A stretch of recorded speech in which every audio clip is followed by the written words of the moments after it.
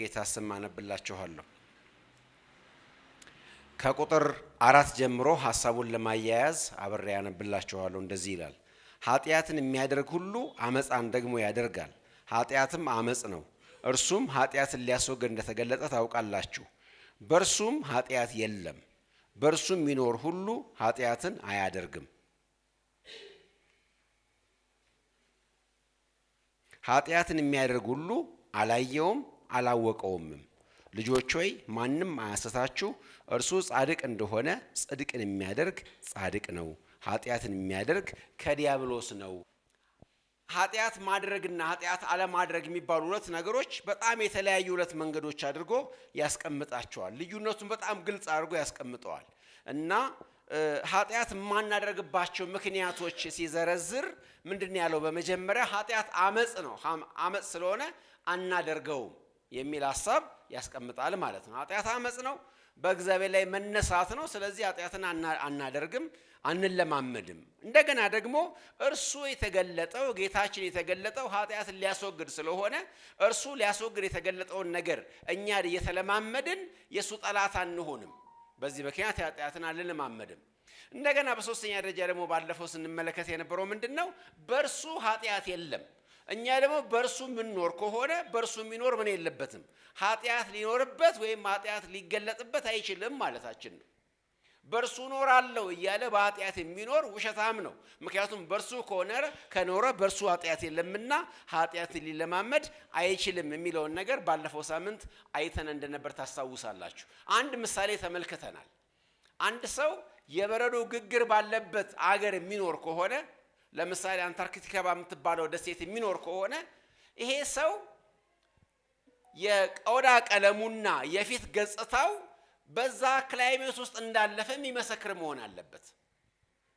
ቆዳው በፀሐይ የጠቆረ ሆኖ የምኖረው ግን በበረዶ ግግር መካከል ነው ካለ ውሸታም ነው ማለት ነው። እየሸወደን ነው፣ እዛ እየኖረ አይደለም። ልክ እንደዚሁ አንድ ሰው በክርስቶስ እየኖርኩ ነው እያለ በክርስቶስ ነው ያለሁት እያለ የሚኖረው የሚመላለሰው በኃጢአት ከሆነ ግን ውሸቱን ነው የሚለውን ሐሳብ ዮሐንስ ያስቀምጣል። በክርስቶስ መኖር የሚባለው ቋንቋ እንደ ምንድን ነው የተገለጠው? እንደ ግንድና እንደ ቅርንጫፍ ነው። እኛ በክርስቶስ ያለነው ቅርንጫፍ በግንዱ ላይ እንደሚኖረው ያህል ነው። ቅርንጫፍ በግንዱ ላይ የሚኖረው በሕልውና ዘመኑ ሁሉ ነው። የሚያፈራው ከሱ የተነሳ ነው። ስለዚህ ከቅርንጫፉ ከግንዱ የተለየ ቅርንጫፍ የሞተ እንደሚሆነው እንደሚጠወልገው ወደ እሳት እንደሚጣለው ሁሉ ከግንዱ ስንለይ እኛም ከወይኑ ግንድ ስንለይ ከክርስቶስ ስንለይ እኛም ሕልውናችን እዛው ላይ ያከትማል። ስለዚህ በእርሱ መኖር ማለት የሆነ ጉዳይ ሳይሆን የዕለት ተዕለት የህይወት ምልልስ ጉዳይ ነው ማለት ነው። የላይፍ ስታይል ጉዳይ ነው። የየዕለቱ ኑሮ ውጤት ነው እንጂ ከዕለታት አንድ ቀን የሚደረግና የምንለማመደው ጉዳይ አይደለም የሚለውን በጣም አጽንኦት ሰጥተን ተመልክተናል ማለት ነው። ነገር ግን ይሄ አነጋገር ዮሐንስ የሚያነሳው አንዳንዶችን ያደናግራል። ላዩን ስንመለከተው ዮሐንስ ራሱ ምዕራፍ 1 ላይ ከተናገረው ቁጥር 8 ላይ ከተናገረው የሚጋጭ እንደሚመስል ላዩን ስንመለከተው እንደዛ ስለሚመስል ሁለቱን ለማስታረቅ ሰዎች የሄዱባቸው ርቀቶች ለመመልከት ሞክረናል። ባለፈው ሳምንት ታስታውሳላችሁ። ዮሐንስ ምዕራፍ 1 በዚህ በመልእክቱ ላይ ምዕራፍ 1 ቁጥር 8 እና 9 ላይ ኃጢአት የለብኝም ብንል እንዋሻለን። መዋሸታችን ብቻ ሳይሆን እሱንም ውሸታም እናደርገዋለን። ምክንያቱም ኃጢአተኞች ናችሁ ያለው እሱ ነውና ኃጢአት የለብንም ብንል አንተ ልክ አይደለም እያልን ነው ስለሆነ እንዋሻለን የሚል ሐሳብ አስቀምጧል። እዚህ ላይ ደግሞ በእርሱ የሚኖር ኃጢአትን አያደርግም ይላል። ሁለቱ እንዴት ይታረቃሉ? ሁለቱ እንዴት ነው በአንድነት ልንቀበላቸው የምንችለው የሚለውን ነገር ለመወስድ ሰዎች ምን ያደርጋሉ? የተለያየ መላምቶችን ያስቀምጣሉ። መላምቶች ሁሉ ጊዜ እውነት አይደሉም። ለእውነታ ሊቀርቡ ይመስላሉ እንጂ እውነት አይደሉም። ምክንያቱም ብዙ እውነት የለም። እውነት አንድ ብቻ ነው። እውነት አብሶሉት ነው። እውነት ሬላቲቭ አይደለም። እውነት በመቅረብ አይደለም። ሬላቲቭ ማለት በመቅረብ ለእውነታው በመጠጋት ማለት ነው። በነገራችን ላይ ወገኖቼ እዚህ ምድር ላይ ያለው እውነት የምድር የሰው የሆነ እውነት አብሶሉት እውነት አይደለም። ስለዚህ ነው በመቀራረብ የሆነ እውነት የሚሆነው። ፈተና እንኳን ስንፈተን የተሻለ መልስ የመለሰው ተማሪ ነው ብዙ ማርክ የሚያገኘው። ምን ማለት ነው? ለእውነታው መጠጋት ወይ ደግሞ ለሐቁ መቅረብ ነው እንጂ ሙሉ በሙሉ ትክክል መሆን ስለማይቻል በዚህ ምድር ላይ መንፈሳዊ ዓለም ላይ ግን እውነት አንድ ብቻ ነው። ስለዚህ የመቅረብ ጉዳይ ሳይሆን አብሶሉትሊ እውነት ብቻ መሆን አለበት። ስለዚህ ብዙ መላምቶች የሉም። ከዚህ የተነሳው ነው መጽሐፍ ቅዱስ አንድምታ የሌለው። አንድም እንደዚህ ለማለት ነው፣ አንድም እንደዚህ ነው አይባልም። እግዚአብሔር አንድ ነው ቃሉ። ምሳሌ 8:8 ላይ ቃሎቼ ሁሉ ቀጥተኛ ናቸው፣ ዘወርዋራ ጠመዝማዛ አይደሉም ይላል። የእግዚአብሔር ቃል አንድ ብቻ ነው፣ ቀጥተኛ ትርጉም ብቻ ነው ያለው። ስለዚህ እነዚህ መላምቶች የሰው ሐሳቦች ናቸው። የጨነቃቸው ሰዎች ሁለቱን ለማስታረቅ ያልተጣሉትን ለማስታረቅ የሞከሩ ሰዎች የደረሱባቸው ነገሮች ናቸው የሚለውን እንመልከት። የመጀመሪያው ምንድነው? ዮሐንስ ኃጢአት አያደርግም አንድ አማኝ ሰው የሚለው ከባባድ ኃጢአቶችን አያደርግም ማለቱ ነው ብለው የሚፈቱ እንዳሉ ተመልክተናል። ከባባድ ኃጢአቶች ሊስት ተደርገው ኃጢአቶች አንዳንዶቹ ምናልባት ብዙ የማይታዩ ብዙ ጉዳት የማያስከትሉ የሚመስሉ በጣም ብዙ ሼማቸው በጣም ቀነስ ያለ እነሱም ማለት ሳይሆን ከባባድ ኃጢአቶችን አያደርግም ማለት ነው። ለምሳሌ እንደ መግደል፣ እንደ መስረቅ፣ በአደባባይ እንደሚደረግ የውሸትና የዝሙት አይነት ተግባራትን አንድ አማኝ አያደርግም ማለት ነው። ለዚህም ለምሳሌ እንደ ማስረጃ ወይ ደግሞ ሐሳባቸው ለማጠናከር የሚያቀርቡት የኤሊ ልጆች ምናምንቴዎች ነበሩ፣ እግዚአብሔርን አያውቁም፣ ኃጢአታቸውም ታላቅ ነበረች ይላል አንደኛ ሳሙኤል 2:17 ላይ። ታላቅ ነበረች ማለት ከኤሊ ልጆች በፊትም የነበሩ ካህናት ኃጢአት አለባቸው፣ ግን የነሱ ይበልጣል እያለ ስለሆነ በንጽጽር ከፍ ያለ ኃጢአት የኤሊ ልጆች ምን ያደርጉ እንደነበር ተጽፏል። እዛ አይደለም በቤተ መቅደስ ውስጥ ከሴቶች ጋር ይተኙ ነበር፣ ዝሙት ይፈጽሙ ነበር፣ የእግዚአብሔርን ቁርባን ይንቁ ነበር፣ ለእግዚአብሔር ሊቀርብ የሚገባውን ነገር ለራሳቸው አስቀድመው ይበሉ ነበር። ስለዚህ ኃጢአታቸው ከባድ ነበረችና አንድ አማኝ አንድ በክርስቶስ የሚኖር ሰው እንደዚህ ትልልቅ ኃጢአት አያደርግም የሚል አንድምታ አላቸው። ይሄንን በአስተሳሰብ ደረጃ ብዙዎቻችን እናራምደዋለን ተሳስተን ብያቸዋለሁ ባለፈው። እንደዚህማ ከሆነ ይሄንንማ ክርስቲያን አያደርግም የምንለው ትልልቅ ነገሮች እያየን ብቻ ከሆነ ማለት ነው። እንደዚህ አይነት የኮመን ሴንስ ጉዳይ ዝም ብሎ በጋራ የምንግባባባቸው ቃሉ ስለሚል ሳይሆን በጋራ የምናጸድቃቸው አንዳንድ አቋሞች አሉ እና ይሄ አንደኛው መላምት ነው። ዮሐንስ ኃጢአት አያደርግም ሲል ከባባድ ኃጢአቶችን ማለቱ ነው። ታሳቢ የሚያደርገው እነሱን ነው የሚሉ ወገኖች አሉ ማለት ነው። ሁለተኛ ደግሞ ኃጢአት የሚሰራው አሮጌው ሰው ነው እንጂ አዲሱ ሰው አይደለም። እንግዲህ ክርስቶስን ስንቀበል በውስጣችን አዲስ ሰው ገብቷልና አዲሱ ሰው አሮጌው ሰው ስለሚል መጽሐፍ ቅዱስ በውስጣችን ያን ኃጢአት የሚያደርገው ውጫው አሮጌው ሰው ነው እንጂ አዲሱ ሰው አይደለም። ስለዚህ ኃላፊነቱ ያ ሰው አይወስድም ማለት ነው ብለው የሚወስዱ ሰዎች አሉ እና ይሄንን ለማስተካከል የሚጠቀሙበት የእግዚአብሔር ቃል ምንድነው ብያቸዋለሁ። ለምሳሌ ሮሜ 7 ላይ ከቁጥር 22 እስከ 23 ላይ ጳውሎስ የሚናገረው አንድ ቃል አለ። በውስጡ ሰውነቴ በእግዚአብሔር ሕግ ደስ ይለኛል፣ ነገር ግን በስጋዬ ደግሞ የእግዚአብሔርን ቃል የሚጣረስ ተግባር እፈጽማለሁ፣ ምንኛ ጎስቋላ ሰው ነኝ ብሎ የተናገረበትን ሐሳብ ትመለከታላችሁ። እና የውስጡ ሰውነቴ እኮ በእግዚአብሔር ሕግ ነው ደስ የሚለው፣ እግዚአብሔር ማክበር ነው የሚፈልገው፣ ውጫዊው ሰውነቴ ግን ኃጢአት ይለማመድብኛል ብሎ ተናግሯልና እንደዚህ አይነት ሁለትነት ስላለ ለኃጢአቱ ብሌም የሚደረገው ኃጢአቱን ጦሱን የሚሸከመው ማን ነው? አሮጌው ሰው ነው፣ አሮጌው ማንነት ነው፣ አዲሱ ሰው አይደለም። ስለዚህ ኃጢአት ማለት እኛ በመንፈስ በሆነው ማንነታችን የምንሰራው ሳይሆን ስጋ በሆነው አሮጌው አዳም የምንሰራው ነው። እሱ ደግሞ ችግር የለው፣ ዕዳው ገብስ ነው። ስጋም ለመብል ነው፣ ሆድም ለመብል ነው። ቆሮንቶስ ሰዎች የተጠቀሱት ጥቅስ አለ አይደል? ይህን ቃል በነገራችን ላይ ጳውሎስ አለም የሚጠቀመው ማን የተጠቀመው? ቆሮንቶሶች ናቸው። ምንድነው የሚሉት? ሆድ ለምግብ ነው፣ ምግብም ለሆድ ነው፣ ሁለቱም ይጠፋሉ። ይሄ የነሱ መፈክር ነው፣ ራሳቸውን ነፃ ለማውጣት የሚያደርጉት ነገር ነው። ስጋ ግን ለጌታ ነው እንጂ ለዝሙት አይደለም ይላቸዋል ይመጣና ጳውሎስ። ምክንያቱም በስጋችን የምናደርገው ነገር ከእግዚአብሔር ጋር አይገናኝም፣ መንፈሳችን ነው ዋናው ብሎ ስለሚናገሩ፣ ይሄኛው አንዳንድ ሰዎች የሚናገሩት ሁለተኛው መንገድ ነው ማለት። ሶስተኛ ደግሞ ምን ይላሉ? ዮሐንስ እየተናገረ ያለው ሊሆን የሚገባውን አይዲያል የሆነውን ነገር ነው እንጂ የሚናገረው ፕራክቲካሊ መሬት ላይ የወረደውን ነገር አይደለም የሚናገረው። ሊሆን ይገባል የሚባለውን ነገር ነው የሚያነሳው። ስታንዳርዱን ነው የሚናገረው እንጂ የዘወትር የአዘቦት ምልልሳችንን አይደለም ዮሐንስ የሚናገረው የሚል የአቋም የሚያራምዱ ደግሞ አሉ። ስታንዳርድ ነው እንጂ የሰቀለው ይሄ ሊሆን ይገባል፣ ፕራክቲካሊ ባይሆንም ይሄ ነው ሊሆን የሚገባው እያለ ነው እንጂ እሱ የሚጠበቅ ወይም የሚሆን አይደለም ብሎ የሚናገሩ እንዳሉ ተመልክተናል ማለት ነው። በአራተኛ ደረጃ ደግሞ ምንድነው የሚሉት? ዮሐንስ የተናገረ ያለው ግነታዊ ዘይቤ ነው። ዘይቤ ነው፣ ግነት ነው። አንዳንድ ጊዜ በእውነትና በግነት መካከል ቀጭን መስመር አለች። ግነት ውሸት አይደለም። አንዳንድ ጊዜ አንዳንድ ነገሮችን እናጋናለን ማለት እንዋሻለን ማለት አይደለም እኮ። ለምሳሌ የእስራኤል ልጆች ያችን የተስፋይቱ ምድር እንዲሰልሉ የተላኩት 10 ሰላዮች የተናገሩትን ነገር ተመልከቱ። እኛ በእነሱ አይን እንደምንድነን አሉ? እንዳንበጣነን አሉ። እውነት እኮ አይደለም አይደለ? ግነት ነው። ነገር ግን ምን እያሉ እንደሆነ ግን ግልጽ ነው። እነሱ ግዙፍ ናቸው፣ እኛ ግን ትንሽ ነን ማለታቸው ነው እንጂ አንበጣነን ማለታቸው አይደለም። ሊተራሊ አንበጣ ማለታቸው አይደለም።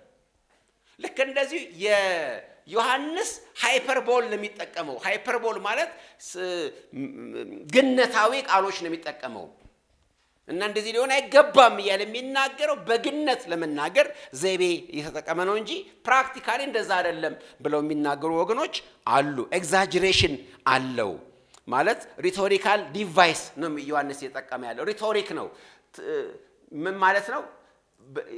ከባድ ቃሎችን ተናግሮ ዮሐንስ በቃ ስታንዳርዱን ለመስቀል ብሎ የሚናገረው ያጋነነ ነው እንጂ መሬት ላይ ያለውን ተጨባጭ ነገር አይደለም ብሎ የሚናገረው ነው። እንደዚህ አይነት ዘይቤ ስላለ ባይብል ላይ ልክ ነው ብለን እንድንቀበላቸው ማለት ነው። በአምስተኛ ደረጃ ደግሞ አንዳንዶች ምን ይላሉ?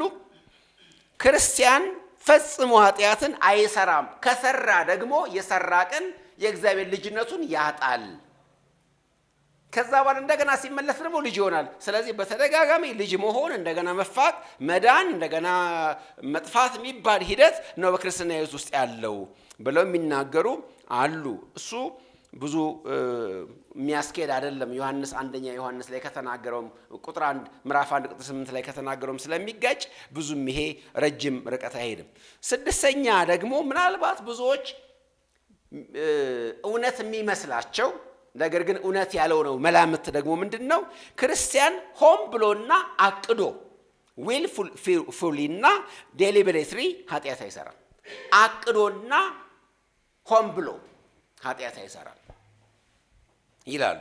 ሆም ብሎ ማለት ነው እያወቀው ዊልፉሊ፣ እንደገና ደግሞ እያወቀውና ሆም ብሎ ኃጢአትን አይሰራም። ከሰራም ወርቆ ነው በስህተት። ለምሳሌ አንድ ሰው መንገድ ላይ ሲራመድ አንሸራቶት የሚወርቀው ለመውረቅ ፈልጎ ነው? አክሲደንታል ነው አይደለም? መንደባለል አምሮት አይደለም ማለት ሰው የሚወርቀው። አቧራ መቃም አምሮት አይደለም። ምናልባት እዛ ውስጥ መጎዳትም አለ። ያሳፍራልም መንገድ ላይ ሰው ሲወርቅ። ልክ እንደዚህ ነው ኃጢአት የሚሰራው ክርስቲያን። አክሲደንታል ነው። ሆን ብሎና ተዘጋጅቶ ኃጢአት አይሰራም ክርስቲያን ብሎ የሚናገሩ አሉ። እውነትም ይመስላል ስትመለከቱት በተወሰነ ደረጃ ቲቶ 3:11 ላይ እና ዕብራውያን 10:26 ላይ እንደዚህ የሚመስሉ ቃሎች ስላሉ ማለት ነው። በራሱ ላይ ፈርዶ ኃጢአትን የሚያደርገውን ሰው የተለየው አንዴ ሁለቴ ያስጠንቀቀው፣ ከዛ በኋላ ከሱ ጋር ተለይ የሚል ቃል አለ ቲቶ ላይ። ዕብራውያን ላይም ወደን ኃጢአት የምናደርግ ከሆነ ከዚህ በኋላ ኃጢአት መስዋዕት አይቀርብልንም፣ በምትኩ ተቃዋሚዎችን ሊበላ ያለ የእሳት ብርታትን ያለው የእግዚአብሔር ፍርድን ያለው በሕያው እግዚአብሔር እጅ መውደቅን ያለው ተበቃይ የሆነ እግዚአብሔርን የሚያገኘን ሆን ብለን ኃጢአት ብንሰራ የሚል ሐሳብ ስላለ ክርስቲያን ሆን ብሎ እና አቅዶ ኃጢአት አይሰራም። እንዳልኳችሁ ቅድም መውደቃችን ሆን ብሎ እንዳልሆነ ሁሉ ሌሎችም አንዳንድ የምናረጋቸው ነገሮች ሆን ብለን እንዳልሆነ ሁሉ አቅደን እንደማናረጋቸው ሁሉ አክሲደንታሊ የምናረጋቸው ጉዳዮች አሉ አይደለ? አንዳንድ ጊዜ ነውር ነገሮች አሉ እኮ በሰው ፊት የምናረጋቸው ነገሮች አቅደን አይደለም፣ ተዘጋጅተን አይደለም። አንዳንድ ምሳሌዎች ይናገር ነበር ይቅር ሰው ፊት የምናረጋቸው ምናፍርባቸው አንዳንድ ነገሮች አክሲደንት አላቸው አይደል ተዘጋይተን ስላልሆነ አቀደን ስላልሆነ ሰውን ኦፌንድ ለማድረግ ብለን ስላልሆነ ቶሎ ይቅርታን ጠይቃለን ኃጢያትም ሰው ክርስቲያን አማኝ ኃጢያት የሚሰራው ልክ እንደዚህ አቅዶበት ሳይሆን ድንገት ነው የሚሰራው ተሳስቶ ነው የሚሰራው የሚሉ ወገኖች አሉ እነዚህ ሁሉ ግን ትክክል አይደሉም ዮሐንስ ሊናገር የፈለገው እነዚህን አይደለም ኃጢያት አይሰራም ሲል ዮሐንስ ምንድነው ይያለ ያለው ስንል ግን አማኝ በኃጢያት ጸንቶ አይኖርም ነው ኃጢያትን ፕራክቲስ ያደረገ አይቀጥልም ነው የኃጢያት መገለጫ የለውም ክርስቲያን ማለት በዛ አይደንቲፋይ ሊደረግ አይችልም አንድ ክርስቲያን ገብቷቸዋል መጽሐፍ ቅዱስ ላይ ኃጢያተኛ ሰዎችን እና ኃጢያተኛ ህዝቦችን እንኳን ሳይቀር የሚገልጡ ቃሎች አሉ ሬፒቴሽኖች አሉ መገለጫዎች አሉ በቃ የዘወትር መገለጫዎች አሉ የቀርጤስ ሰዎች ምንድን ነበሩ የዘወትር ውሸተኞች ክፎች አራዊት በላተኞች ስራፈቶች ይሄ የአንድ ቀን ድርጊታቸው አይደለም ድምር ውጤታቸው በየለቱ የሚለማመዱት ነገር ሁሉ ጊዜ ማንንም ሰው ዛ ቢጎበኛት ያችን ደሴት መጥቶ እንደዛ ያን ነገር ነው የሚያገኘው እንግዳ ነገር አይደለም ለምሳሌ በቀርጤስ ደሴት ላይ የቲቶ መልእክት እንማር ትዝ እንደሚላችሁ ውሸት የዘወትር ውሸታሞች ስለሆኑ ውሸት የሚባለው ቃል ራሱ ከነሱ ስያሜ ጋር አይደንቲፋይ ተደርጓል ክሬዞ ነው ክሬቶ ሚል ቃል ነው ውሸት ማለት በግሪኩ ክሬት ከምትባለው የደሴቷ ስም ክሬት ነው ስለዚህ ከዛ ጋር ነው አብሮ የመጣው ማለት ነው መዋሸት ማለት ቀርጤሳዊነት ማለት ነው ስለዚህ ይሄ ምን ማለት ነው ስማቸው እስኪሆን ድረስ ውሸታምነት በእነሱ ተገልጧል ማለት ነው እንደማን ነው እንደ ቀርጤሳው አትዋሽ ባክህ ይባላል ማለት ነው እንዴ አንተ ቀርጤሳው አይደል ተዋሻለህ እንዴ ተዚላችሁ ከሆነ ናዝሬት ከተማ እንደዛ ነበር አይደል ከናዝሬት መልካም ነገር ይወጣልን ተብሏል አይደል ምክንያቱም ሬፒቴሽኑ እንደዛ ነበር ማት ማጅራት መጪዎች ማት ሴተኛ ዳሪዎች ማት ክፎች ማት ኃጢያተኛ ሰዎች የሚፈልቁባት ከተማ ስለነበረች በብዙ ምክንያቶች ጂኦፖለቲካዊ ነገሯ እንደዛ ስለነበረ ከናዝሬት መልካም ነገር ይወጣልን ይሉ ነበር እስራኤላውያን ምክንያቱም ወጥቶ ስለማያውቅ ልክ እንደዚህ ኃጢያት የአንድ አማኝ መደበኛ መገለጫ ሆኖ አይገለጥም ያቺው ሸታሟ የምትባል ክርስቲያን ልትኖር አትችልም ሰው ሁሉ በዛ የሚያውቃት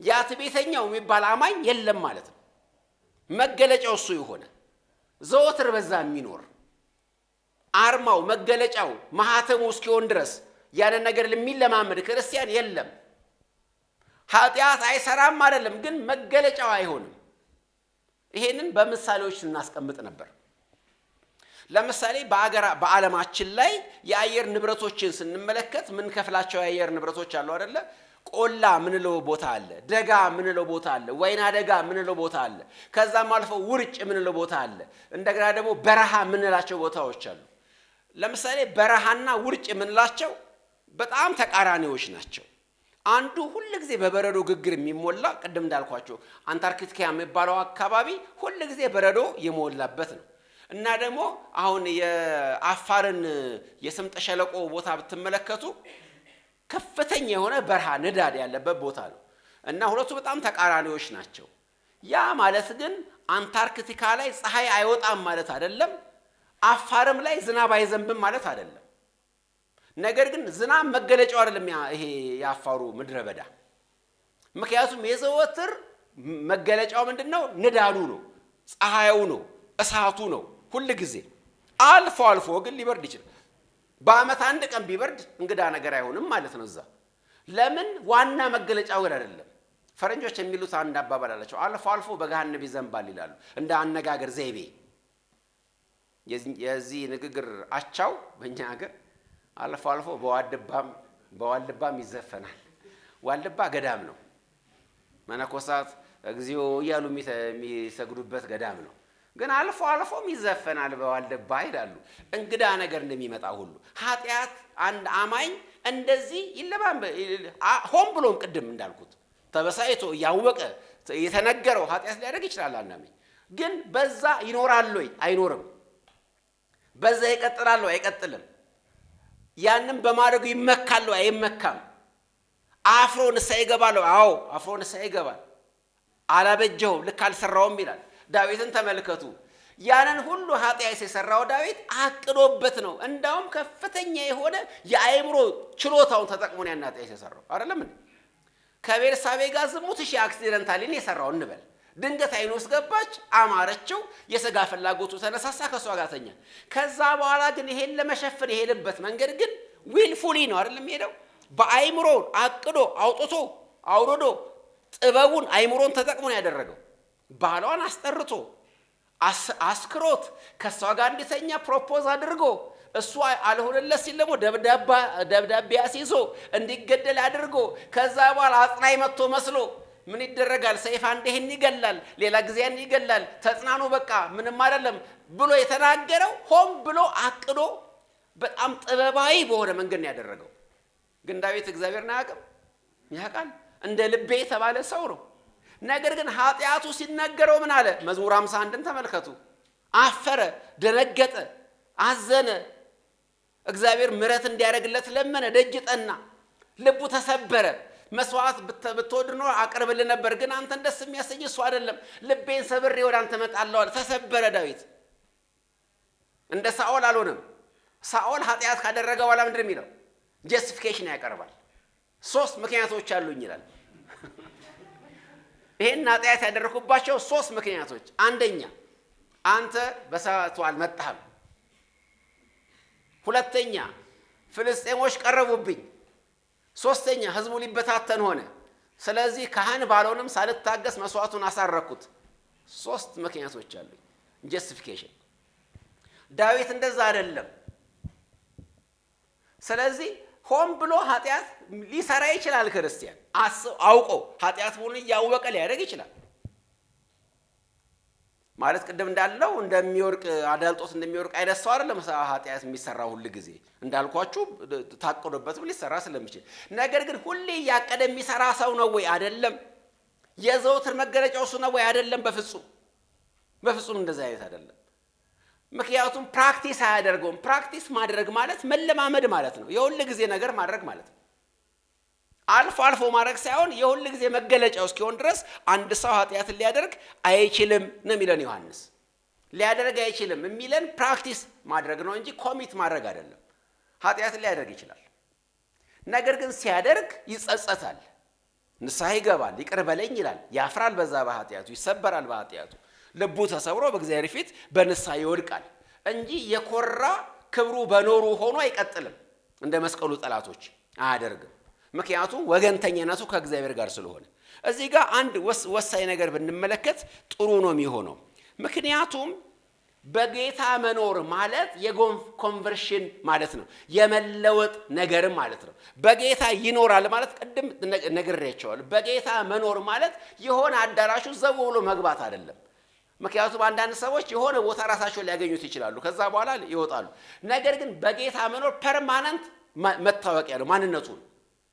ለምሳሌ ብዙ አገሮችን የጎበኘን ሰው ብትመለከቱ በብዙ አገሮች ውስጥ ነበር። በመቶ ምናምን አገሮች ውስጥ የሚዘዋወር ሰው አለ። እዛ ሁሉ ኖሯል? አልኖረም። መኖር ማለት ፐርማነንትሊ አንድ አድራሻ ሲኖረው ማለት ነው። አንድ ሰው ጎብኝቷል፣ እነዛን ሁሉ አገሮች የተወሰነ ጊዜ ተቀምጦባቸዋል፣ ስራ ሰርቶባቸዋል፣ ተምሮባቸዋል፣ ተዝናንቶባቸዋል። ነገር ግን መኖሪያ አይደሉም። ልክ እንደዚህ ይሄ ክርስቶስን የሆነ ጊዜ ቪዚት ማድረግ አይደለም። ቱሪስት ሆኖ ክርስቶስን የሆነ ጊዜ ሚት ማድረግ አይደለም። ነገር ግን በክርስቶስ መኖር ማለት የመለወጥ ጉዳይ ነው። ኮንቨርትድ መሆን ነው። በዛ ነገር ላይ የመለወጥ ነገር ነው። ለዚህ ነው በክርስቶስ የሚኖር ሰው ኃጢአት የማያደርገው ለመሰላችሁ ማድረግ ስለማይችል ነው። እያደረገ መቀጠል ስለማይችል ነው። ለመሰላችሁ መቀጠል የማይችለው እንደዚህ አይነት ኔቸር ስለማይኖረው ከዛ በኋላ የባህሪ ለውጥ ስላመጣ የማንነት የአይደንቲቲ ለውጥ ስላመጣ አንድ ክርስቲያን በዛ መኖር በፍጹም አይችልም። በዛ መኖር አይችልም። ባህሪው ፐርማነንትሊ እንደዛ ስላልሆነ ስለማይሆን ትምህርት ቤት ድሮ የተማርነውን የፊዚክስ ትምህርት ለማስታወስ ያህል 2 አይነት ለውጦች አሉ ይባላል አይደለ? ኬሚካል ቼንጅ እና ፊዚካል ቼንጅ የሚባል ለውጥ እንማራለን ተመረናል ትምህርት ቤት ውስጥ። ለምሳሌ ውሃ በረዶ ሲሆን ፊዚካል ለውጥ ነው። ወይ ደግሞ እንደገና ተኖ እንፋሎት ሲሆን ፊዚካል ለውጥ ነው። ያ ውሃ ያ የተነነው ውሃ ተመልሶ እንደገና ሰማይ ላይ በረዶ ሰርቶ ይመጣል። ምክንያቱም ጊዜያዊ ለውጥ ነው የተለወጠው። ወደ ትነት የተለወጠው ለዘላለም አይደለም። ከተወሰነ ጊዜ በኋላ ደግሞ ያቺው ትነት በረዶ ትሆናለች፣ ጠጣር ትሆናለች። ሶስት ፎርሞች ይኖሩታል ማለት ነው። ውሃ ጠጣር ይሆናል፣ ሊኪድ ይሆናል፣ ፈሳሽ ይሆናል፣ እንደገና ጋስ ይሆናል አይደለም? ሶስቱንም በአንድ ጊዜ ይሆናል። ነገር ግን የሚሆነው ማንነቱን አጥቶ አይደለም የሚሆነው፣ ለጊዜው ነው የሚሆነው። መድረክ ላይ እንዳለ ተዋናይ ማለት ነው። መድረክ ላይ ያለ ተዋናይ የሆነ ገጸ ባህሪ ለብሶ ይተውንና ከዛ በኋላ ደግሞ ሌላ ደግሞ ገጸ ባህሪ ይተውናል። ልክ እንደዚህ ይሄ ለውጥ እውነተኛ ለውጥ አይደለም። የትወና ለውጥ እውነተኛ ለውጥ አይደለም። ከዚህ የተነሳ ከሆነ መጽሐፍ ቅዱስ ላይ ከተወገዙ ነገሮች አንደኛው ቲያትረኝነት ነው። ታውቃላችሁ አይደል? ግብዝነት ምን ማለት ነው? ቲያትረኝነት ነው አይደለም? ቲያትረኛ ምን ማለት ነው? ለምሳሌ ፈሪሳውያን ቲያትረኛ ነበሩ። ጸሎት የሚጸልዩ ይመስላል እንጂ አይጸልዩ ማለት ለሰው እንደ ጸሎተኛ እንዲታዩ በመንገድ ማዕዘን ላይ ቆመው መጸለይን ይወዳሉ። ነገር ግን እየጸልዩ አይደለም። ዓላማቸውም መጸለይ አይደለም። ዓላማቸውም በእግዚአብሔር መሰማት አይደለም። ዓላማቸው ኢምፕሬሽን መፍጠር ነው። በማን? በሚመለከታቸው ሰው። ስለዚህ ይሄ ድራማ ነው፣ ለውጥ አይደለም። እንደዚህ አይነት ድራማ እውነተኛ አይደለም። ቅድም እንዳልኳቸው አይነት ቼንጅ ነው። ተመልሶ እዛ ውስጥ ይሆናል። ፈሪሳውያን ሊያጽናኑ መጥተው ሰው የሞተበትን ሊያጽናኑ መጥተው እንባቸውን እያፈሰሱ ድንገት ከት ብሎ ይስቃሉ አይደለም? አላየንም? እዛ ላይ ክርስቶስ ኢየሱስ መጣና እዛ ልጅ ብላቴናዋ አንቀላፍታለች አልተኛችም ሲል ከት ብሎ ሳቁ። ለቅሶ ቤት እያለቅሱ የነበሩ ሰዎች። ምክንያቱም ኬሚካል ቼንጅ አይደለም አይነሱ፣ ፊዚካል ቼንጅ ነው። ያችን ለቅሶ ወደ ትነት የተለውጡበት ሰዓት ነች። በኋላ በረዶ ይሆናሉ፣ እንደገና ፈሳሽ ይሆናሉ። ችግር የለውም። አንዳንድ ሰው እንደዚህ ድራማ መስራት ችግር የለበትም። እሑድ እሑድ ክርስቲያን አታውቁ? እንደዚህ አይነት አለ አይደለም? ማታ ናይት ክለብ፣ ጠዋት ቸርች የሚሰሩ ሰዎች የሉ? ኮንቨርትድ አይደሉም እነዚህ ሰዎች። ድራማ ነው የሚሰሩት፣ እየተወኑ ናቸው። ክርስትና ግን እንደሱ አይደለም ነው። መተወን ሳይሆን መሆን ነው። ነገር ግን ፊዚካል ኬሚካል ቼንጅ ይሄ ወረቀት ቢቃጠልና ወደ አመድነት ቢለወጥ መልሶ ወረቀት አይሆንም። የማንነት ለውጥ ነው የሚያመጣው። ተመልሶ ወደዛ መመለስ አይቻልም። በቃ ሌት ሆኗል፣ አይቻልም። ስለዚህ ክርስቲያን በክርስቶስ የሚኖር ኃጢአት የማይሰራው ለምንድን ነው? መስራት ስለማይወዳ፣ መስራት ስለማይችል አይችልም። ለመቀጠል በዛ አይችልም። ምክንያቱም የማንነት ለውጥ ተካሂዷል በውስጡ። ለዚህ እኮ ነው ክርስትና ጄኒውን እንዲሆን ነው በጣም መሰራት ያለበት፣ ማስመሰል አይደለም። በብዙ በምድር ላይ ባሉ ሃይማኖቶች ውስጥ የዛን ሃይማኖት ለመቀላቀል የሆኑ ፎርሙላዎች ናቸው የሚበቁት። ለምሳሌ የሆኑ ስቴትመንቶች ላይ ከፈረማችሁ፣ የሆኑ ቃሎችን እንደ በቀቀን ከደገማችሁ ከዛ ግሩፕ ውስጥ ትቀላቀላላችሁ። ኮንቨርሽን አይፈልጉም ብዙ እምነቶች በምድር ላይ። ሙስሊም እንደዛ አይደለም። ፎርሙላ አለው አይደል? ያንን ፎርሙላ ማለት ከቻልኩኝ አይ ሙስሊም። ኮንቨርሽን አይጠበቅብኝም። መለወጥ የሚባል ነገር አይጠበቅብኝም። ተቀብያለሁ ብሎ መስማማት፣ ጭንቅላትን መነቅነቅ ይበቃል። ተቀብላል? አዎ ይበቃል። ገብቷል? ተስማማለህ? ይበቃል። ገብቷል? እልል ይባላል። ገብቷል? ክርስትና ራስ በመነቅነቅ አይሆንም ወገኖች። ብዙ ጊዜ የምንሳሳተው አንዳንድ ነገር ሰዎችን ክርስቲያን ማድረግ የምንችል ይመስለናል። በሆነ ነገር ለምሳሌ እንወራረዳለን። አሁን ይሄን ተአምር ካየ ክርስቲያን ትሆናለህ አይደል? አዎ እስኪ መሆን አይችልም። ክርስትና ለውጥ ነው። ተስማምቻለሁ ከነ አዎ በማለት አይደለም። ክርስቶስ ኢየሱስ ውሃውን ወይ ጠጅ ባደረገበት ቦታ ብዙ ሰዎች ተገረሙ አይደል? መገረማቸው አመኑ ተባለ አይደል? ግን አመኑ እንዴ? ጌታ ምንድን ነው የሚለው? አልተማመነባቸውም። አደነቁ እንጂ አላመኑ። አድናቆት ነው። ሰርከስ እንደሚያዩ ሰዎች ነው የሆኑት። ቲታኒስ አስማተኛ መጣ ነው ያሉት እንጂ አላመኑ። ክርስትና ለውጥ ነው፣ ኮንቨርሽን ነው እንጂ አድናቆት አይደለም። ጌታ ኢየሱስ ክርስቶስ ኒቆዲሞስ ጋር ሲወያይ አንተ እኮ ድንቅ ሰው ነው፣ የምታስተምረው ትምህርት አስደናቂ፣ ድርጊት መልካም ሲለው ኒቆዲሞስ እንደዛ አይሆንም፣ በዚህ አይገባም። ሰው ዳግመኛ መወለድ አለበት። እንደገና እናቴ ወርስ ገብቼ ግራጋ እንደዚህ ማለት ስር ነቀል የሆነ ነገር በቃ ገብቷቸዋል። ከአፕሳይድ ዳውን ሰው መገልበጥ አለበት፣ መለወጥ አለበት። አይቻልም፣ ዝም ብሎ ማስመሰል አይቻልም። አንድ ታሪክ ልንገራችሁ። ሁለተኛ ነገሥት ላይ ያለ ታሪክ ምዕራፍ 17 ላይ ረጅም ነው ክፍሉ። ከቁጥር 24 እስከ 41 ጻፉትና እናንተ ቤታችሁ ማንበብ ትችላላችሁ። ክርስትና እንደዛ እንደማይሆን ለመናገር ነው ታሪክ የምናገረው። እንደምታውቁት እስራኤላውያን ለሁለት ከተከፈሉ በኋላ ሰሜኑ ክፍል እስራኤል፣ ደቡቡ ክፍል ይሁዳ ተባለ። ደቡቡ በባቢሎን የተማረከው፣ ሰሜኑ ደግሞ በአሶር ነው የተማረከው። የአሶር ንጉሥ የሰሜንን እስራኤል ሰዎች አፈለሳቸውና ሌላ ሀገር በተናቸውና እነሱ የወስጡበት ቦታ ላይ ደግሞ ሌላ ህዝቦችን አመጣና አሰፈረ። እነዛ ህዝቦች ሲመጡ ምን ሆነ መሰላችሁ? ምድሪቱ አልተቀበለቻቸው። አንበሳ መጣና ከዱር መሰባበር ጀመረ። እነሱ ማለት የአንበሳ መንጋ እየመጣ ይበላቸው ጀመር። እዛ ምድር ላይ የሰፈሩትን ማን ያሰፈራቸው? አስራዶር የተባለው የአሶር ንጉሥ አመጣና አሰፈራቸው ህዝቦችን። ከዛ በኋላ ምን ሆነ መሰላችሁ? ያቺ ምድር እንደ እሳት ተፋጀች። እንደ አንበሳ መጥቶ ከዱር የሚበላቸው ጀመር። ከዛ አንድ ስህተት ተፈጽሟል አሉት። በዚህ ያፈለስከው ህዝብ የአገሩን ወግ ስላላወቀ በአካባቢ ያለውን መናፍስት ፈቃድ ምሱን ስላላወቁ እንዲያውቁ አንድ ካህን ይምጣና ያስተምራቸው የአገሩን ወግ ተባለና አንድ ካህን እንዲያስተምራቸው ተደረገ። ልብ በሉ፣ ኮንቨርት እንዲሆኑ አይደለም፣ ቁጣውን ለማስቀረት አንበሶቹን አፍ ለማዘጋት ምን እንደሚፈልግ እዚህ አካባቢ ያለው አምላክ ስለማይታወቅ የዚህ አካባቢ ካህን የነበረ ሰው ይምጣና ህዝቡን ያስተምር ተባለ። ተመልከቱ፣ ዓላማቸው ምንድን ነው? ከአንበሳ መዳን አይደለም እንዴ? ሰርቫይቫል መኖር እንጂ ያን አምላክ ማምለክ ነው? ወደዛ አምላክ መለወጥ ነው አይደለም። አንበሶቹ ሲያያዙልን። ከዛ ካህን መጣና ያስተምራቸው ጀመር። እሺ ብለው ተቀበሉት። አሜን አሉ። መስዋዕት አቅርቡ። እሺ እናቀርባለን። ለማን? ለእግዚአብሔር እናቀርብ ጀመሩ። በሳምንት ይህን ጊዜ እንዲህ ማድረግ አለባቸው። እሺ እናደርጋለን። ማድረግ ጀመሩ። ፕራክቲሱን አደረጉት። ነገር ግን ይላል ላንብበላችሁ አውጥቼ እና ምክንያቱም ደግሞ በጣም እንመልከት። ሁለተኛ ነገሥት 17 ላይ ያለ ቃል ነው። የመጨረሻዎቹን ቁጥሮች ብቻ አነብላችኋለሁ። ሁለተኛ ነገሥት 17 ላይ የመጨረሻውን ቁጥር 41ን ብቻ ላንብበላችሁ። እነዚህ አሕዛብ እግዚአብሔርን ይፈሩ ነበር፣ ደግሞም የተቀረጹ ምስሎቻቸውን ያመልኩ ነበር። ልጆቻቸውም የልጅ ልጆቻቸውም አባቶቻቸው እንዳደረጉ እስከ ዛሬ ድረስ እንዲሁ ያደርጋሉ።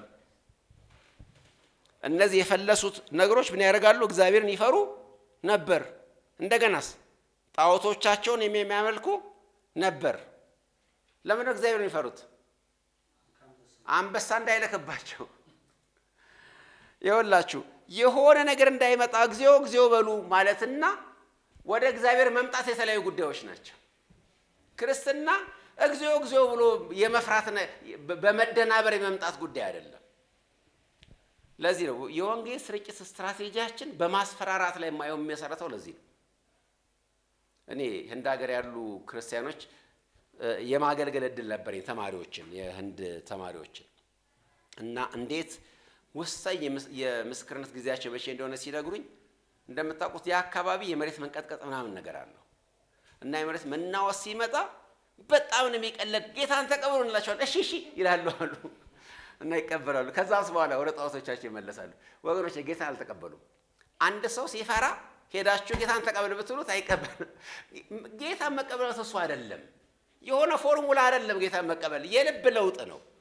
ክርስቶስ በውስጡ መኖር፣ እሱም በክርስቶስ መኖር ማለት ነው እንጂ የሆነ በቃ ፈርቶ ይወላችሁ። እንደዚህ አይነት ታሪኮች ባይብል ላይ በጣም በብዛት አሉ። በኤልያስ ዘመንም ከበዓል ካህናት ጋር ተከራከረ አይደለም? አስያዝ አይደለም? ሰምቶ በሰዓት የሚመለስ እሱ አምላክ ይሆናል ተባለ አይደለም እንዴ? ህዝቡ ሁሉ እያዩ ነው ያውርድ የተደረገው። በውርርዱ ማን ተረታ? እነዛ የበዓል ነቢያት የሚባሉት ተሸነፉ። ምክንያቱም አማልክቶቻቸው መስዋዕቶቻቸው አልተቀበሉም። የኤልያስ አምላክ ግን በእሳት ወረደ አይደለም? መስዋዕቱን ሁሉ በላ። ህዝቡ ሁሉ ምን አለ ይላል? እግዚአብሔር አምላክ ነው አለ። እግዚአብሔር እውነትም አምላክ ነው አለ። ግን አለ ወደ እግዚአብሔር መጣ። እግዚአብሔር ምን አለ? ቀጥ እኔ 7000 ሳይሆን ያስቀረውታለሁ። ያ ሁሉ ህዝብ እኮ ተመልሷል። ያ ሁሉ ህዝብ እኮ እግዚአብሔር ነው አምላክ ብሏል። ወገኖቼ ይሄ ለፖለቲካ ነው የሚሰራው። ይሄ ለኳስ ጨዋታ ነው የሚሰራው። እገሌ ሲያሸንፍ እገሌ ጀግና ነው ማለት ለኳስ ጨዋታ ይቻላል፣ ለክርስትና ይቻላል። ክርስትና ክርስቶስን ማድነቅ አይደለም። የክርስቶስን ትምህርቶች መውደድም አይደለም። ማህተማ ጋንዲ የክርስቶስን ትምህርቶች በጣም ይወዳቸዋል ይባላል። እንዳውም ምን ብሎ ተናግሯል? ክርስቶስን ወደዋለሁ፣ ክርስቲያኖችን ግን አልወዳቸውም ይላል። ክርስቶስን በጣም ወደዋለሁ በሚል ንግግሩ ይታወቃል። ክርስቶስን ወዶ ልጆቹን አለመውደድ ይቻላል እንዴ? ለመሰላችሁ አድናቆት አይደለም ክርስትና፣ መለወጥ ነው። የልብ ለውጥ ነው። የልብ ለውጥ ስለሆነ ወደ ቀድሞ መመለስ ስለማንችል ከዚህ በኋላ የቀደመው ልምምድ ማድረግ ማንችለው ወደን ሳይሆን በቃ ለውጡ ነው እንደዛ እንዳናረግ የሚያረጋን።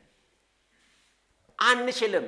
ተሰሎንቄ ላይ ማነው ቆላሴስ ላይ ጳውሎስ አይሁዳዊ፣ የግሪክ ሰው፣ ባሪያ፣ ጨዋ፣ ስኮሴስ ምናምን መሆን አልተቻለም። አማራ መሆን አትችሉም። ኦሮሞ መሆን አትችሉም። ኢትዮጵያዊ መሆን አትችሉም። ክርስቲያን መሆን ብቻ ነው የምትችሉት። መሆን አይቻልም። ለመሰላችሁ ማይቻለው ተለውጣችኋል። እንዴት ትችላላችሁ? ፈርሶ ይሄ በቃ ወረቀቱ ይመለስልኝ ማለት ይችላል። ያምሩ የታቀፈ ሰውዬ ቢልስ ይመለሳል? አመድ ከሆነ በኋላ በረዶ አቅልጦ ማለት ይቻላል አይደል? እኔ ውሃውን ነው የምፈልገው በረዶ ይቅለጥልኝ ማለት ይቻላል። ይቀልጥለትና ውሃ ይሰጠዋል። ነገር ግን የነደደውን ነገር አምጣና ወረቀት አምጣልኝ አይቻልም። በቃ አይቻልም። ክርስትና ለውጥ ነው። ስለዚህ ነው ማንችለው። ወደዛ መመለስ አይቻልም። አንችለውም። ልንለማመደው አንችልም። ያንን በዛ መኖር አንችልም። ጳውሎስ ለሮሜ ሰዎች የሚላቸው ይሄን ነገር ነው። ምዕራፍ 5 ላይ ሮሜ በጣም ወሳኝ ስለሆነ ጥቂት ነጥቦችን ከሮሜ እንመለከታለን። ሮሜ ላይ ጳውሎስ ምዕራፍ 4 ላይ እና ምዕራፍ 5 ላይ በተለይ ስለ ጸጋ መብዛት ተናገረ። ጸጋ በጣም የበዛው ምን ሲበዛ ነው? ኃጢአት ሲበዛ ምንም በዛ አብሮ ጸጋ በጣም በዛ። ኦኬ ቺን ፎርሙላ ይዘን እንግዲያው ጸጋ እንዲበዛ በኃጢአት ጸንተን እንኖርን የሚል ጥያቄ ይመጣል አይደል? እንዴት ተደርጎ እንዴት ይቻላል አላቸው። ጥሩ ነበር ቢቻል ግን ይቻላል እንዴ? ሮሜ 6 ላይ ሲጀምር እንደዛ ነው የሚለው። ላንብበላችሁ። ሮሜ 6 ላይ ባነበው በጣም ጥሩ ነው። የሮሜ መልእክት በዚህ ሐሳብ ላይ በጣም ወሳኝ ነገሮችን ስለሚናገር ሮሜ 6 እንግዲህ ምን እንላለን? ጸጋ እንዲበዛ በኃጢአት ጸንተን እንኑርን? አይደለም። በኃጢአት ለኃጢአት የሞትን እኛ ወደፊት እንዴት አድርገን በርሱ እንኖራለን? የሞትን ሰዎች እንዴት አድርገን እንኖራለን? የሞተ ሰው መደነስ ይችላል እንዴ? መማታት ይችላል? መሳደብ፣ መዘሞት ይችላል? ሞቷል እኮ እንዴት ይችላል? ስለዚህ እንዴት አድርገን ፖሲቢሊቲ የሚባል እኮ የለውም። ዝግ እኮ ነው እሱ ነገር። እንዴት አድርገን ብሎ ይናገራል። ሮሜ በጣም ወሳኝነት አለው። ጳውሎስ ይሄን ነው የሚናገረው። ወገኖች እዚህ ምድር ላይ ስንኖር ሁለት ነገሮች እውነት ናቸው። ለሁለት ነገሮች እንኖራለን። በዚህ ምድር የሚኖር ሰው ሁሉ ለሆነ ነገር ማደሪያ ነው። አሁንም ከሮሜ ሳልወጣ ሮሜ 7:9 ላይ እንደዚህ ይላል፣ ኃጢአት ሕያው ሆነ እኔም ሞትኩ የሚል ቃል አለ። ሮሜ 7:9 ላይ ኃጢአት ሕያው ሆነ እኔም ሞትኩ። አሁን አንድ ሰውዬ ተመልከቱና እዚህ ሰውዬ ውስጥ አንድ ነገር ሕያው ሆኗል፣ አንድ ሰውን ነገር ሞቷል። ሕያው የሆነው ምንድነው? ኃጢአት። ሰውዬው ሞቷል። ሰውዬው የለም። ማን ነው ሕያው የሆነው? ኃጢአት። እንደገና ገላትያ 2:20 ላይ እንሄድና ከክርስቶስ ጋር ተሰቅያለሁ፣ አሁን ሕያው ሆኜ አልኖርም፣ ክርስቶስ ግን በእኔ ሞቻለሁ። ማን እየኖረ ነው? ስለዚህ ተመልከቱ፣ አንድ ሰውዬ አለ እዚህ ጋር ኃጢአት ሕያው ሆነ፣ ሰውዬው ሞተ። ወይ ደግሞ ክርስቶስ ሕያው ሆነ፣ ሰውዬው ሞተ። ሁለቱም ሰውዬው የለም። ወይ ኃጢአት ነው ያለው ወይ ክርስቶስ ነው ያለው። ሶስተኛ ግራውንድ የለም። ሶስተኛ መሰረት የለም። ክርስቶስ ሕያው ሆኗል፣ ሰውዬው ሞቷል። ወይ ደግሞ ሰውዬው ሞቷል፣ ኃጢአት ሕያው ሆኗል። ስለዚህ ኃጢአት ሕያው ከሆነ ሰውዬው ኃጢአት ይለማመዳል፣ እንደ ውሃ ይጠጣል። እግዚአብሔርን አያውቅም። ከክርስቶስ አይደለም፣ የዲያብሎስ ማደሪያ ነው። አለበለዚያ ክርስቶስ ሕያው ሆኗል፣ ሰውዬው ሞቷል። ይሄን ያዙልኝ። ስለዚህ ሁለቱን ቨርስስ ብላችሁ ሮሜ 7:9 እና ገላትያ 2:20 ሁለቱን አወዳድሩ። ኃጢአት ያሆነ እኔም ሞትኩ፣ ክርስቶስ ያሆነ እኔም ሞትኩ። ሁለቱም ውስጥ እኔም ሞትኩ አለበት። ሁለቱም ውስጥ ሰውየው የለም። ወይ ክርስቶስ አለ ወይ ኃጢአት አለ። ይሄ ነው ያለው ነገር። እንደገና እዛው ሮሜ ላይ እንመለስና ምናቀርበው ነገር ራሳችን ደግሞ መሞትና ሕያው መሆን በሚባለውን ሜታፎር እንተውና ማቅረብ ወደሚል ነገር ደግሞ እንምጣ። ሰው ሁለት ነገር ማቅረብ ይችላል። ራሱን ለሁለት ነገር ማቅረብ ይችላል። እንደዚህ ይላል ሮሜ 6:19 ላይ የሰውነት ዕቃዎች ሰውነት ብልቶቻችሁን ወይም አካሎቻችሁን እጅና እግራችሁን አፋችሁን እያንዳንዱን ብልቶቻችሁን ለአመፃ የጦር ዕቃ አድርጋችሁ እንዳቀረባችሁ ሁሉ የጽድቅ የጦር ዕቃ አድርጋችሁ። ሰው ሁለት ነገር ማቅረብ ይችላል ማለት የአመፃ የጦር ዕቃ ሆኖ ይቀርባል ወይ የጽድቅ የጦር ዕቃ ሆኖ ይቀርባል። ሁለት ነው ያለው አማራጭ። ሁለቱንም ማስተናገድ አይቻልም። የሁለቱም ዕቃ መሆን አይቻልም። የአመፃም ዕቃ የጽድቅም ዕቃ መሆን አይቻልም። ለሁለቱም በዕቃነት ማገልገል አይቻልም። ወይ የሚቻለው ለአመፃ ዕቃ መሆን ይቻላል፣ ወይ ለጽድቅ ዕቃ መሆን ይቻላል። ሁለቱንም በአንድ ጊዜ ማድረግ አይቻልም። ጳውሎስ እንደማይቻል ለቆሮንቶስ ሰዎች ሲናገራቸው ከጌታ ማዕድና ከአጋንንት ማዕድ መብላት እንችላለንን? አይቻልም ይላል። የጌታንና የአጋንንትን ማዕድ በአንድነት መቋደስ አትችሉም። ለሁለቱም መሆን አይቻልም። ለሁለቱም መሆን የሚቻልበት ሁኔታ የለም። እዚሁ ሮሜ ላይ ደግሞ እንምጣና እንደገና ሰው ባሪያ ነው። ከሁለት ነገር የአንዱ ባሪያ ነው። አሁንም እዛው ሮሜ 6 ላይ እንሄድና አንድ ቃል እንመልከት። ቁጥር 16 ላይ ለመታዘዝ ባሪያዎች እንድትሆኑ ራሳችሁን ለምታቀርቡት ለእርሱ ለምትታዘዙለት ባሪያዎች እንደሆናችሁ አታውቁምን? ወይ ለሞት የኃጢአት ባሪያዎች ወይም ለጽድቅ የመታዘዝ ባሪያዎች ናችሁ። ሁሉ ጊዜ ባሪያዎች ናችሁ። ለማን አደራችሁ? ለየትኛው ጌታ አደራችሁ ነው እንጂ የሚለየው ባርነታችሁማ የተረጋገጠ ነው። ወይ ለመታዘዝ የጽድቅ ባሪያዎች ናችሁ፣ ወይ ለአመፃ የኃጢአት ባሪያዎች ናችሁ። ባርነቱ በሁለቱም አለ። የጽድቅ ባሪያ ነኝ፣ ጽድቅን በመስራት እቀጥላለሁ። የኃጢአት ባሪያ ነኝ፣ ኃጢአትን በመጨለጥ እቀጥላለሁ። ሁለት አማራጭ ብቻ ነው ያለው። ሁለቱንም በአንድነት ማድረግ ለሁለቱም ጌቶች ባሪያ መሆን አይቻልም። የሁለት ጌቶች አገልጋይ መሆን አይቻልም። ይሄ እኮ የመጽሐፍ ቅዱስ ቤዚክ ትምህርት ነው አይደለም? ክርስቶስ ምንድን ነው ያለው? በዮሐንስ ማቴዎስ 6:24 ላይ ለሁለት ጌቶች መገዛት ጥሩ አይደለም ነው ያለው? አይቻልም ነው ያለው። ጥሩ አይደለም ማለት አይደለም፣ አይቻልም ነው። አይቻልም። ጥሩ አይደለም ማለት ይቻላል፣ ግን ጥሩ ልምምድ አይደለም ማለት ነው። ይሄ ግን አይቻልም ነው። ሁለት እግር አለኝ ተብሎ ዛፍ ላይ መውጣት ጥሩ አይደለም ነው ወይስ አይቻልም? ሁለት የተለያዩ ፎቆች ላይ በአንድ ጊዜ መራመድ እችላለሁ? ጥሩ አይደለም ወይስ አይቻልም? ጥሩ አይደለም አይቻልም ነው። አይቻልም ባራና ተጠም ማይቻል ነገር ነው። አይቻልም ብሎ ነው መጽሐፍ ቅዱስ የሚያስቀምጠው። ስለዚህ ዳግመኛ የተወለደ ሰው በኃጢአት ጸንቶ መኖር አይችልም። በኃጢአት ውስጥ ዲዌል ማድረግ አይችልም። መክረም አይችልም። ያንን የተለማመረ መቀጠል አይችልም። ከቀጠለስ አልነበረም። ወደሚቀጥለው ቁጥር ይወስደናል። ይሄ አያቆም ወደሚለው ይወስደናል። ግን እንደዛ ሁለቱንም ማድረግ አይቻልም። ኃጢአት ሊሰራ ይችላል። አዎ ይናዘዛል። ምዕራፍ 1 ላይ እንደተጻፈው። ከዛስ ዳግመኛ ላለመስራት በእግዚአብሔር ፊት ቃል ይገባል። ጸጋውን ይለማመዳል። ከዛ እያደገ ይመጣል። ትራጀክተሪው ምንድነው? ሁሉ ጊዜ ወደፊት ነው። ከትላንትናው ዛሬ፣ ከዛሬው ነገ ሁሉ ጊዜ ያደገ መምጣት አለበት። ለዚህ የክርስትና ሕይወት በዛፍና በህንፃ የተመሰለው። ህንፃ ሁሉ ጊዜ አንደኛ ፎቅ ላይ አይሆንም አይደል? ሁለተኛ እየተገነባ ያለ ህንፃ። አሁንማ ፊኒሺንግ ላይ ደርሷል ይባላል አይደለም እንዴ? ሁሉ ጊዜ መሰረት አይቆፈርም። መሰረቱ ይጣላል፣ ከዛ አንደኛ፣ ከዛ ሁለተኛ ይባላል። ዛፍም ሁሉ ጊዜ ችግኝ አይሆንም። እያደገ ይመጣል፣ ዛፍ ይሆናል፣ ቅርንጫፍ ያወጣል፣ ፍሬ ያፈራል፣ ይጠነክራል። ስለ ክርስትና ሕይወት እድገት አለው፣ ፕሮግረስ አለው እንጂ ባለበት ሊረግጥ አይችልም። ስለማይችል ማለት ነው። ባህሪው እንደዛ ስላልሆነ እና ዮሐንስ የሚናገረው ይሄንን ነው። ኃጢአት አያደርግም የሚለው ኃጢአት በማድረግ ሊጸና አይችልም። የኃጢአት ባሪያ መሆን አይችልም። ምክንያቱም እንግዲያውስ የክርስቶስ ባሪያ መሆን ስለማይችል ተውትና እሱን ጳውሎስ ገላትያ ምዕራፍ 1 ቁጥር 10 ላይ ሰውን ደስ ለማሰኘት ወይስ እግዚአብሔርን ደስ ላሰኝ ነው የምሰራው? ሰውን ደስ ማሰኛ ባው የማን ባሪያ ባልሆንኩ የክርስቶስ ባሪያ ሁለቱንም በአንድነት ማድረግ ስለማይቻል ብሎ ያስቀምጣል። በፍጹም አይቻልም። ዝናብ የሚመታው ሰው ዝናብ አይመታኝም ማለት አይቻልም። መንገድ ላይ ጎዳና ላይ እየወጣን ዝናብ ሊያገኘን ይችላል። ነገር ግን ልብሱ እንዳይበላሽ፣ ሴቶች ደግሞ ጸጉራቸው እንዳይበላሽ ስለሚፈልጉ ቶሎ ብለው ይጠለላሉ አይደለም? ይሄ አማራጭ አለ። ወይ ደግሞ የበሰበሰ ዝናብ አይፈራም ብሎ መቀጠል ደግሞ ሌላው አማራጭ። ኃጢአትም እንደዚሁ ነው።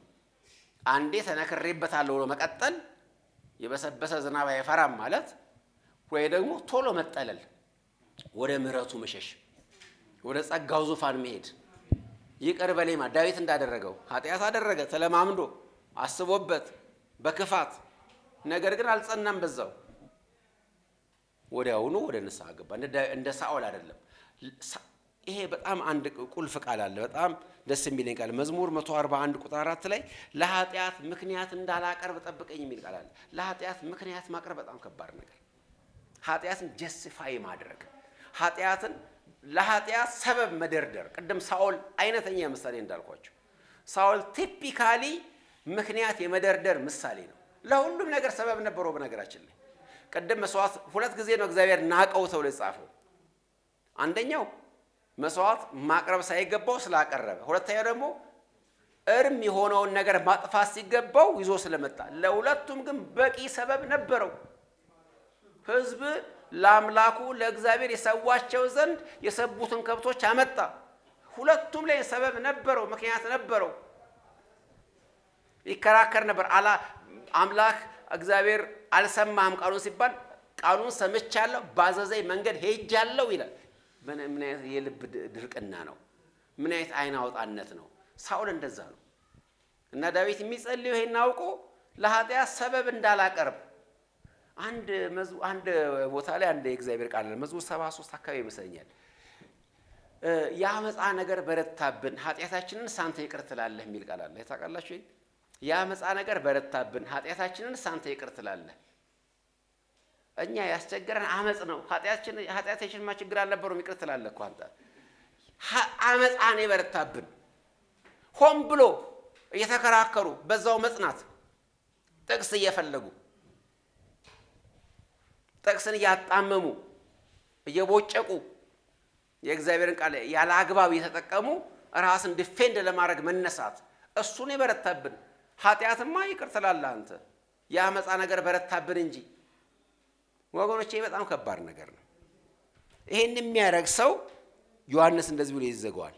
አላየውም አላወቀውም፣ አላየውም አላወቀውም። ቅድም እንዳልነው ክርስትና ማለት ፐርሰናል ኢንካውንተር አለው። በግል ከጌታ ጋር መነካካት አለው ክርስትና። አላየውም አላወቀውም። ለዛ አሁን ማየትና ማወቅ የሚባል ነገር አለ። የሆነ ትምህርት ቤት ስትመዘገቡ የትምህርት ቤቱን ባለቤት ማወቅ አያስፈልጋችሁ። የትምህርት ቤቱ ባለቤት እውቅና ማግኘት አያስፈልጋችሁ። ክርስቶስን ሳያገን ክርስቲያን መሆን አይቻልም። ባለቤቱን ሳያውቁ መግባት አይቻልም። ማወቅ ያስፈልጋል፣ ማየት ያስፈልጋል። ይሄ ማየት ፊዚካል ማየት እንዳልሆነ መቼም እናውቃለን። ምክንያቱም በአይን በስጋ ያዩት ሐዋርያቱ ብቻ ናቸው። እኛ በእምነት ነው ያየነው። ግን ይሄ ማየት ግን ፊዚካል ማየት ባይሆንም የነፍስ ማየት ግን ያስፈልገናል።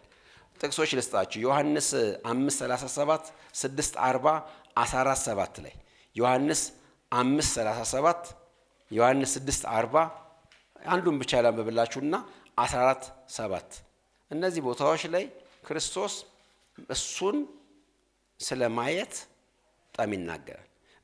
ዮሐንስ 6:40 ላንብብላችሁ። ልጅንም አይቶ በእርሱ የሚያምን ሁሉ የዘላለም ሕይወት እንዲያገኝ የአባቴ ፈቃድ ይህ ነው። ልጅንም ምን አድርጎ አይቶ፣ ኢየሱስን አይተናል ማለት ኢየሱስን ማየት ያስፈልጋል። ልጅንም አይቶ ፐርሰናል ኢንካውንተር፣ ነፍሱ ተነክታ ማለት ፐርሰናል ኢንካውንተር ያስፈልጋል። ልጅንም አይቶ በእርሱ የሚያምን ሌሎችም ማየት፣ በውስጥ አይኖች ማየት። ይህ ምሳሌ ልስጣችሁ። በጎ ዘመንን ማየት የሚወድ ማን ነው ይላል። ለምሳሌ መዝሙር ላይ 34 ላይ ከንፈሮችን ከክፉ ከልክል፣ አንደበትን ከሽንገላ ከልክል ይላል አይደለ? በጎ ዘመንን ማየት ዘመን በአይን የሚታይ አካል አለው። 2017ን አይታችሁታል? ምን ይመስላል? ነጭ ነው? ጥቁር ነው? ቀይ ነው? ማየት ማለት በዛ ውስጥ ማለት ነው አይደለ? 2017ን ያላዩ ብዙ አሉ ስንል ምን ማለታችን ነው? ያልደረሱ ማለታችን ነው አይደለ? መጽሐፍ ቅዱስ ማየት ይለዋል። በጎ ዘመንን ማየት ማለት በሱ ውስጥ መግባት፣ በዛ ዘመን ውስጥ መገኘት ማለት ነው። ልክ እንደ ክርስቶስን ማየት ማለት በሱ ውስጥ መገኘት ማለት ነው። በሱ ውስጥ መኖር ማለት ነው። ክርስቶስን ማየት ማለት በሱ ውስጥ መገኘት ማለት ነው። ልክ እንደ ዘመን የሚታይ አካል ሳይሆን በሱ ውስጥ የተገኘ ሰው ዘመኑን አየ እንደሚባለው ሁሉ እኔ የኃይለ ሥላሴን ዘመን አይቻለሁ የሚል ሰው ካለ በኃይለ ሥላሴ ዘመን ነበርኩ ማለት ነው አይደለም? ልክ እንደዚሁ ክርስቶስን አይቻለሁ ማለት በክርስቶስ ውስጥ ነኝ ማለት ነው። ክርስቶስን አላየውም የሚለው በእርሱ ውስጥ አይደለም ማለቱ ነው። ማየት ማለት ልክ እንደዚህ ነው። አላየውም ብቻም አይደለም አላወቀውም የሚላል። ይሄም እውቀት የአእምሮ እውቀት አይደለም። ስለ ክርስቶስ መናገር አይችልም ማለት አይደለም። ስለ ክርስቶስ ማወቅና ክርስቶስን ማወቅ የተለያዩ ጉዳዮች ናቸው። አላየውም አላወቀውም። ዮሐንስ 17 ቁጥር 3 ላይ የዘላለም አምላክ የሆንክ አንተን የላከውን በኢየሱስ ክርስቶስን ያውቁ ዘንድ ይህች የዘላለም ሕይወት ነች። ማወቅ ማለት ደግሞ እዛ ጋር ምን ማለት ነው? የግንኙነት ጉዳይን ማወቅ መገናኘት ነው። መጽሐፍ ቅዱስ ስለ ማወቅ የሚናገረው ተርም ምን ማለት ነው? ከሱ ጋር አይደንቲፊኬሽን ማለት ነው። አዳም ሚስቱን ሔዋንን አወቀ። መጀመሪያ ስም ያወጣላት እቺ አጥንት ከአጥንቴ ናት ያለው እሱ ራሱ ነው። ዳሷታል፣ አውሮቷታል፣ ስም አውጥቶላታል፣ አብረው ተጫውተዋል፣ አብረው በልተዋል። ኢቭን የተከለከለ ነገር ሁሉ አወቃት የተባለው ግን አብረው ሲተኙ ነው። ምክንያቱም ግንኙነታዊ ስለሆነ ማወቅ። ስለዚህ አላወቀውም ማለትም ከሱ ጋር አልተገናኘም፣ አልተነካካም ማለት ነው። አንዳንድ ሰዎች እንዲሁ ናቸው። ምን ማለት ነው? የሆነ ነገር ውስጥ ገብተዋል እንጂ ያ ነገር እነሱ ውስጥ አልገባም። ብዙ ጊዜ አንድ ምሳሌ አለች። እሷ ለርገማት እዚህ ላይ ራስን በጣም መፈተሽ ስለሚገባ ውሃ የጠማው ሰው አንድ በርሜል ውሃ ውስጥ ቢገባ አይረካም። ብርጭቆ ውሃ ውስጡ ቢገባ ግን ይረካል አይደለም? ዘሎ ውሃ ውስጥ መግባት አይደለም የሚያረካው፣ ውሃ ውስጥ የመግባት አለበት። የሆነ ክርስቶስ የሚጠራበት ቦታ ሚራክል ነው ምናምን ብለን የምንገባ ትርጉም የለውም። እኛ ውስጥ ገብቷል ወይ? በግል ነክተነዋል ወይ? በግል አይተነዋል ወይ? በግል አውቀነዋል ወይ ነው ትልቁ ነገር። መገናኘት አውቄዋለሁ፣ ክርስቶስ ኢየሱስ እንደ አውቄዋለሁ አባቴን ይላል እና አላውቀውም ብለን እንደንተ ሐሰተኛ ወንክ ይላል። ማወቅ ማለት ግንኙነት አለ፣ የግንኙነት ጉዳይ ነው። በእንደዚህ አይነት ሁኔታ ነው መጽሐፍ ቅዱስ ማወቅ የሚለው ይሄንን ነው። ገላትያ 4:8-9 ላይ እግዚአብሔርን ስታውቁ ደግሞ በእርሱ ስትታወቁ ወደ ዓለም ትምህርት መለሳለሽ ይላቸው። እግዚአብሔርን ስታውቁ በእርሱም ስትታወቁ ምን ማለት ነው? እግዚአብሔርን ማወቅ በእርሱ መታወቅ ማለት እንዳልኳችሁ እርሱ በእኔ ሲኖር እኔም በእርሱ ስኖር ማለት ይሄ ከዛ በኋላ ምን እንዳልሆነ ያደርገኛል፣ ሌላ ሰው እንደሆነ ያደርገኛል። ወደድኩም ጠላውም የቀደመውን ነገር ማድረግ አልችልም። ለቀደመው ነገር ሞቻለሁ። የቀደመው ነገር አልፏል፣ ሊመጣ አይችልም። ማንም በክርስቶስ ቢሆን ምንድን ነው? አዲስ ፍጥረት ነው። የቀደመው ነገርስ አልፏል። አልፏል ማለት የሆነ ቦታ ተቀምጧል አይደለም። እንደ ቀየርነው ልብስ አይደለም። የቀየርነው ልብስ መልሰን እንለብሰዋለን። ይሄኛው ግን ያወለቅነውን አዳማዊ ተፈጥሮ መልሰን ልንለብሰው አንችልም። ለብሰው ነው ከሆነ ክርስቶስን አዲሱ ሰው ለብሰው ነው ከሆነ ዮሐንስ እንደሚናገረው ኃጢአትን ልንለማመድ አንችልም። በኃጢአት ጸንተን ልንኖር አንችልም። በሁለቱም መኖር አይቻልም። በክርስቶስም መኖር በኃጢአትም መኖር አይቻልም። በፍጹም አይቻልም።